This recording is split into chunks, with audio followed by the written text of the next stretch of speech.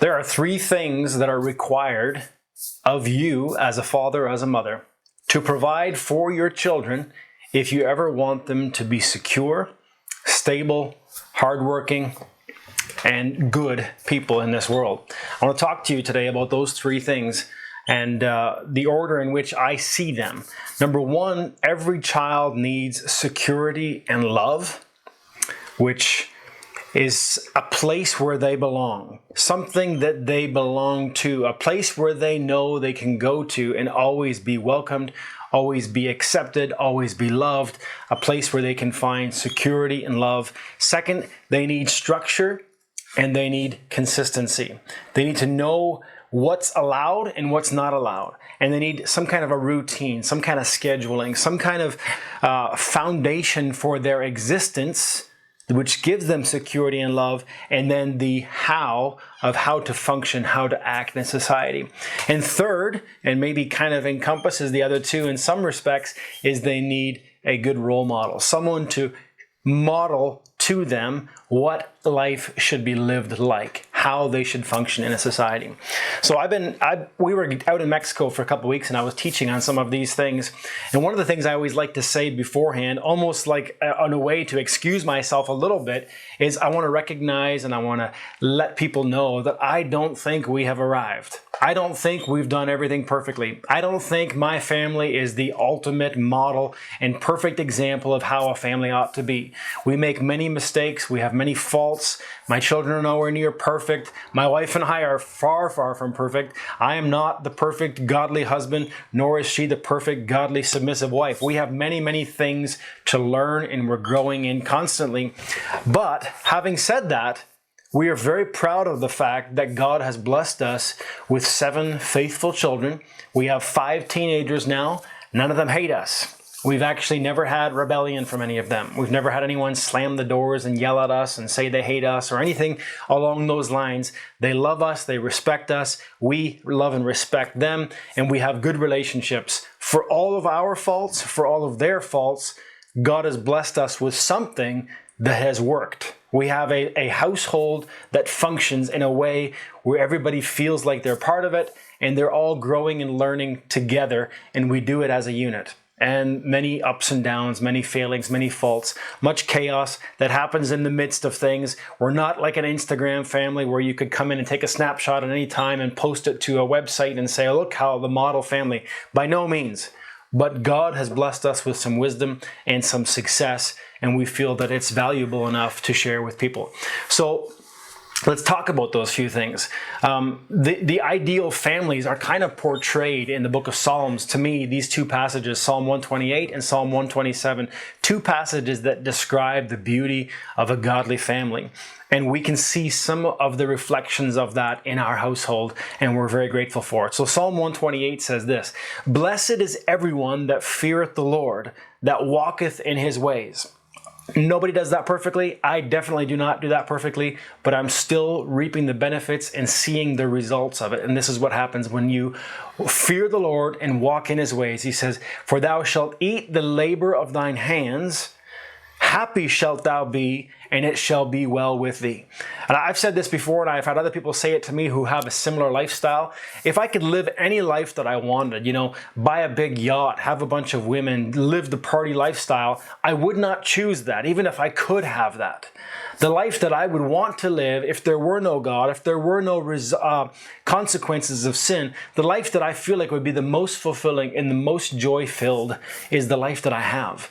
I have the life that I would want to have. I really, really enjoy my day-to-day experience. Happy is the man, he says. Happy shalt thou be, and it shall be well with thee. I would say it is very well with thee. I eat the labor of my hands, both literally and metaphysically, or by contract or by extension.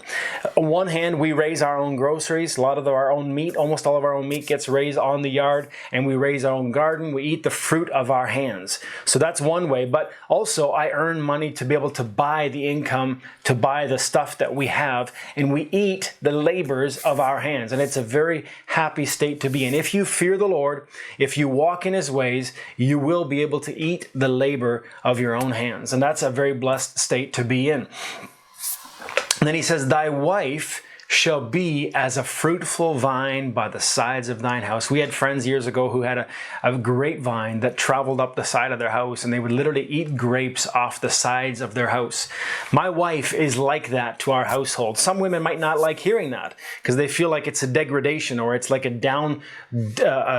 downward position. It's not a uplifting position to just be a fruitful vine. But there's something women can do that men could never even touch, and that is be fruitful. They can multiply, they can replenish, they can reproduce the image of God. And my wife has reproduced my image, and by extension God's image, 7 times in our own household. And then that's just the physical fruit. She is fruitful in that regard for sure, but much more so than that, she's fruitful in the way that she's educating them, the way that she's teaching them how to walk, how to interact, how to be a person in society.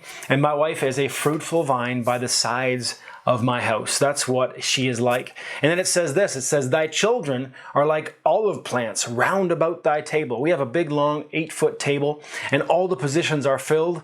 And then my little daughter was born 5 years ago. She sits between my wife and I. I sit at the head of the table, and my wife sits next to me, and the kids are spread around the table, and they're like olive plants around about my table. They're producing fruit, they're producing oil, they're producing richness for our household.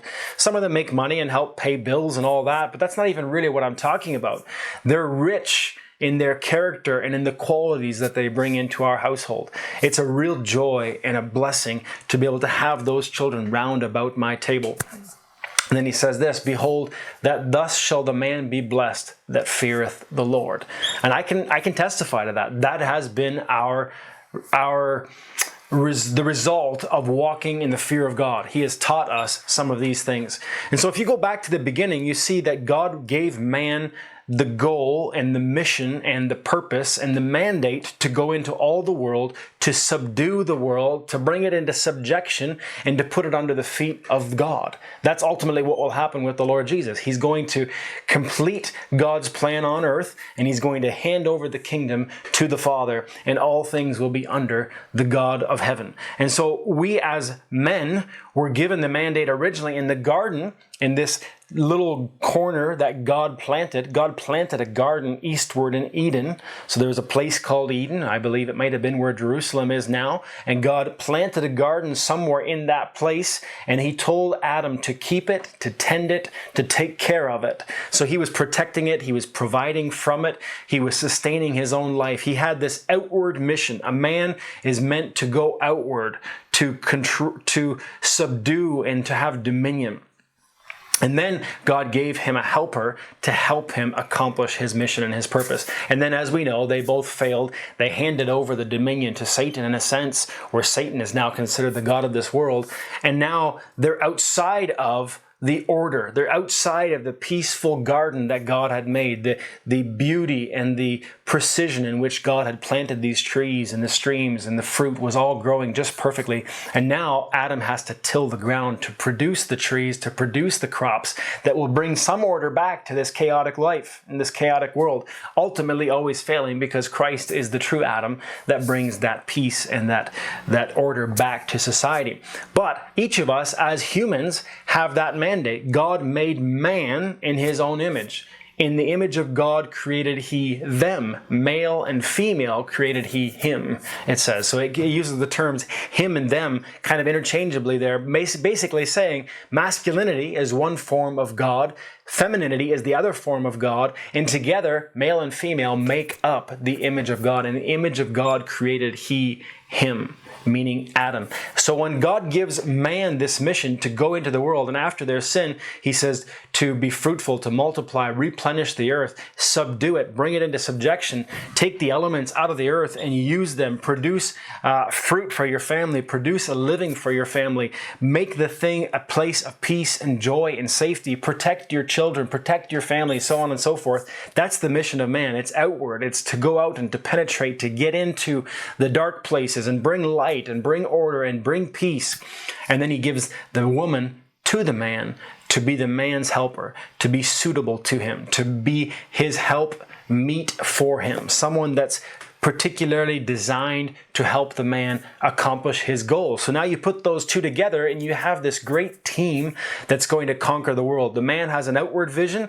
The woman is supposed to have a man-focused vision. She is there to meet the needs of the man and help him accomplish his goals. One is not better or demeaning. One is not worse. They together make up the image of God that's supposed to conquer and subdue the whole world. And it looks like this man that has the fear of God before his eyes, that walks in his ways. His wife becomes that fruitful vine. His children are like olive trees, olive plants round about his table. Happy is the man. He will not be ashamed. Behold, the man is blessed that fears the Lord. And then you go one previous passage in Psalm 127. It says this, except the Lord build the house, they labor in vain that build it. Except the Lord keep the city, the watchman waketh but in vain. Lo, he stops this idea of building a house, building a city, keeping a city. He says, lo, children are an heritage of the Lord. When God blesses us with children, that's his heritage. That's his future. That's his offspring in this world. He's building a planet full of his image. So children are an heritage of the Lord. My wife and I received the children God gave us, and we're blessed by them. And then he says this, the fruit of the womb is his reward. One of the rewards we get for falling in love, for having a family, for obeying God in the creation mandate is that he blesses us with the reward of a fruitful womb. And I know I'm painting this ideal picture. Some families have struggled with this. Some families cannot reproduce. I'm not even really talking about that. I understand there's exceptions to this, but the normal idealistic picture is one of fruitfulness and blessing and joy. And this was the original design and the original mandate, the original creation order. Children are an heritage of the Lord. The fruit of the womb is his reward. So God rewards the man who fears him with children. And then he says this, and this kind of shapes the way a man should think about little children quite a bit. He says, children are like arrows in the hands of a mighty man. He is taking those children, the children of his youth, and he's shaping them. First of all, you want to find a great straight branch, something that's made of the right material, something that's going to fly pretty straight. And then you got to shave off the edges and you got to hone that thing in and make it just right. Put a good tip on it, put some proper fletching on it, try it out a few times. You're releasing your children time and time again into the target to make sure that they're prepared and ready. This is where fathers need to be involved in the raising up of their children because they're like arrows in the hands of a mighty man. So are children of the youth. Happy is the man that has his quiver full of them. A quiver full of arrows. That's the idea. Now, obviously, I'm not talking about having a competition to see how many children you can have. God blessed us with 7 children, to which we're very, very grateful. Each one of them is a blessing from God. But I'm not saying that you're more godly if you have a lot or less godly if you have a little. But recognize that each one of those arrows is something with which you can attack the enemy with. They are the way in which you attack the enemy. They are designed to be given to you so that you can make a dent in this world. That is God's plan on overcoming and taking over this world, is creating a family unit that lives in peace and harmony, that can shoot their arrows out into the world like a warrior shooting his children out into society. We're not afraid of the world. We're actually building up a kingdom, building up a society in our household that can attack the world. We're going on the offense here. As arrows are in the hands of a mighty man, so are children of the youth. Happy is the man that has his quiver full of them. They shall not be ashamed, but they shall speak with enemies in the gates. So 3 things that are required to have this happy, peaceful home that I'm referring to here, that we feel like we've experienced to a degree. Of course, within reason, we have plenty of faults and many of failings here and there as well. But security and love, this begins from birth.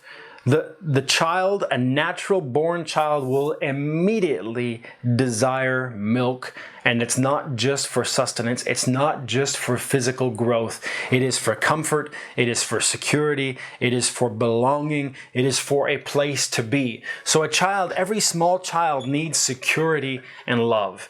They want to immediately cling to mom, and that's what we have gone to. My wife is the security of each of our young children. As they are learning to develop and grow, they need nurture. They need nourishment. They need comfort. They need security. So whenever they cried, whenever they were sad, whenever they were lonely, they got to go to mom. They found ground zero again. They found their place of equilibrium and safety and comfort, and they knew this is where they belong. And so there should be that instant belonging from a child to know this is where I come from. This is the foundation of my existence. This is who I belong to. And when you're speaking of foundation, you have to recognize that your children are the fruit, literally the fruit and the offspring of your love to your wife. So you as a man are part of that foundation. Your children need your influence and your impact on the home in order to have that security. So first it begins with the nurture from mom, and then it comes in with the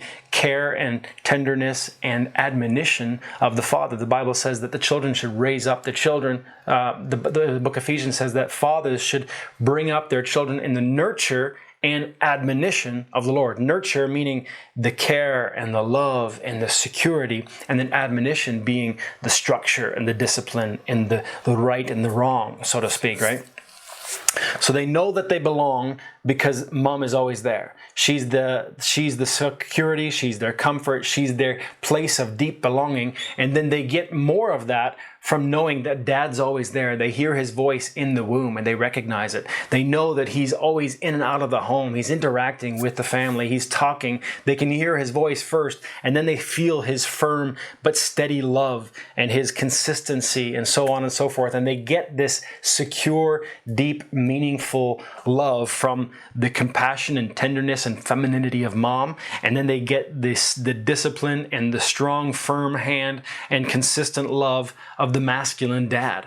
That's where security comes from. So that there's no way you can betray the father or the husband-wife relationship and still continue to keep the heart of the children. There's going to be a lot of turmoil there. Children feel betrayed when the foundation of their very existence comes unglued. So your children exist because of your passion and your love to each other. No matter how that began or no matter how rocky it might have been, that's their ground, that's their foundation. If you pull that apart and break it apart, you can only imagine the insecurity and the lack of belonging, the lack of knowing where do I go, who do I belong to, what's my place in this world. It just rips it apart. So the ideal world is a husband and a wife, the masculine and the feminine, coming together, representing the image of God, giving that security and that love and that belonging to a child. That's where they grow up in. It's the soil from which they grow. So nothing is more important to your children's welfare and their well-being and their security as an individual and their way that they get along in society in the future. Nothing is more important than the love that you have to your spouse, to your husband, to your wife.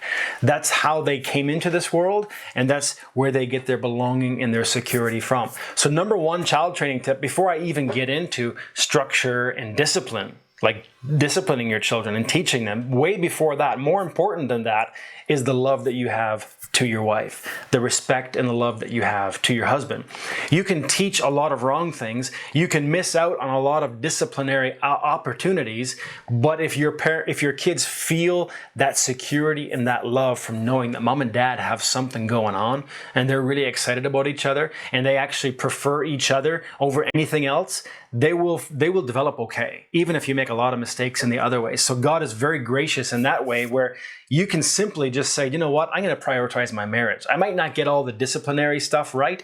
I might get a lot of family structural stuff wrong, but my kids will know that their mom is more important to me than anything. My kids will know that their dad is the number one man I can think of in this world. That's the best child training tip I can give to anybody.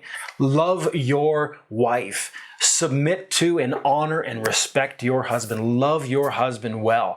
That will cover a multitude of failures in all the other ways. Home is a place of peace and safety and security. And it starts with husband and wife, mom and dad. So nothing is more important. Never forget that your love produced each one of your children, and it sustains them. It gives them their security in this world. Your children should never go to bed at night wondering if dad's going to still be there in the morning. Your children should never wonder, does mom even love dad? Is there even any respect left? Does she even care about him? Or anything like that. They shouldn't go to bed scared that you're going to be fighting at night or someone's going to get hurt. Nor should they go to bed by extension. They shouldn't go to bed afraid of God at night.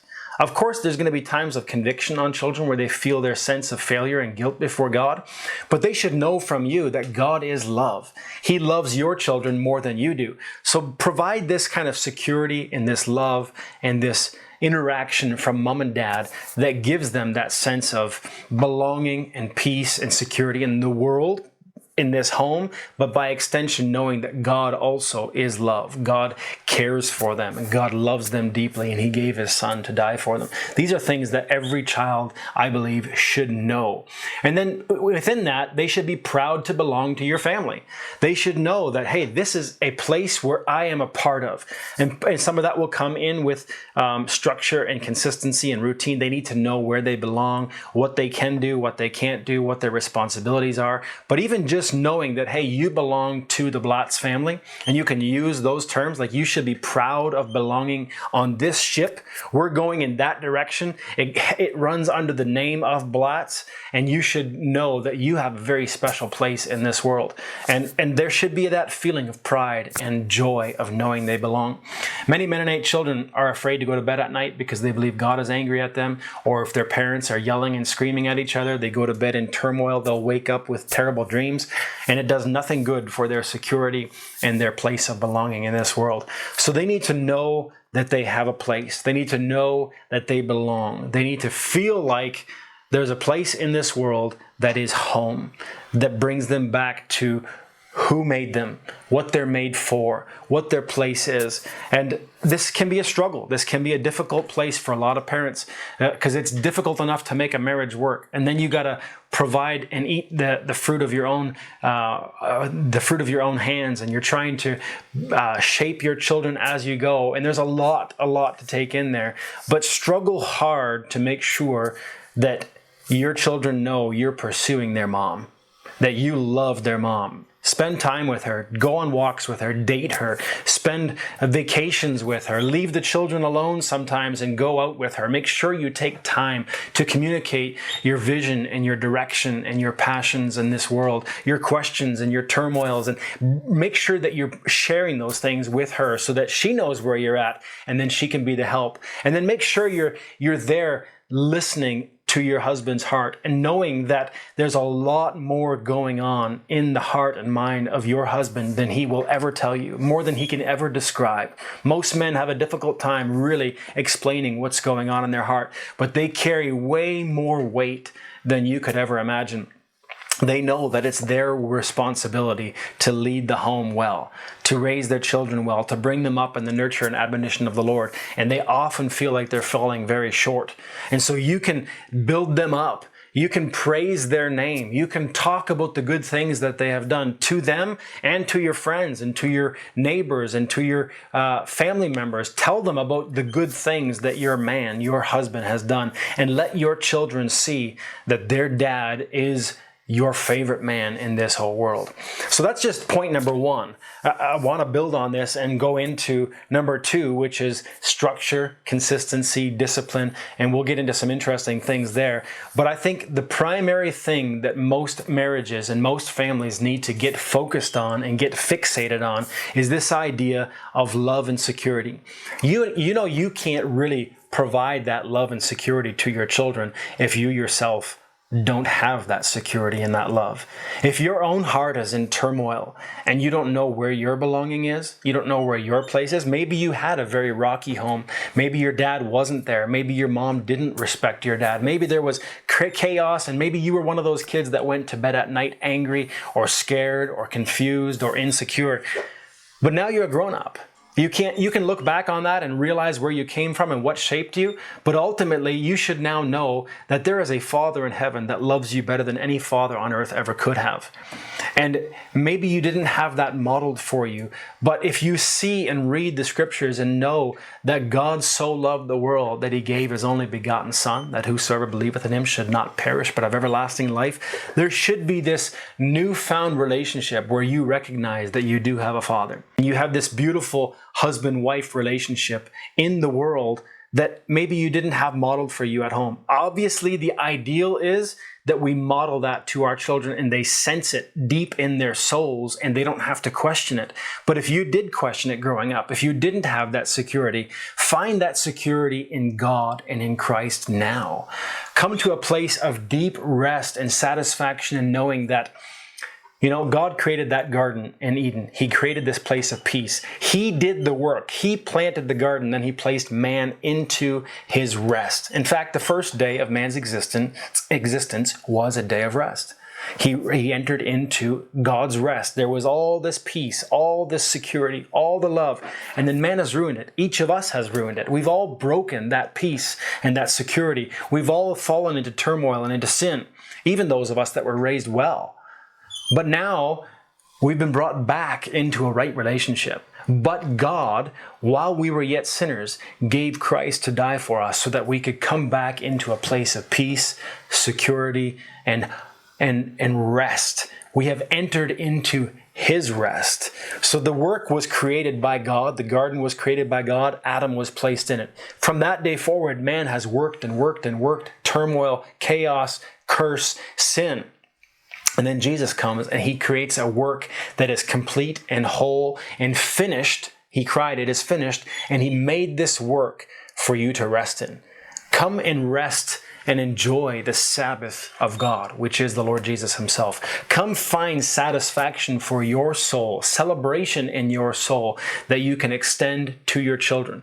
Find a place of rest and security for yourself so that you can bring that love and that security into your household, to your wife, to your husband, to your children.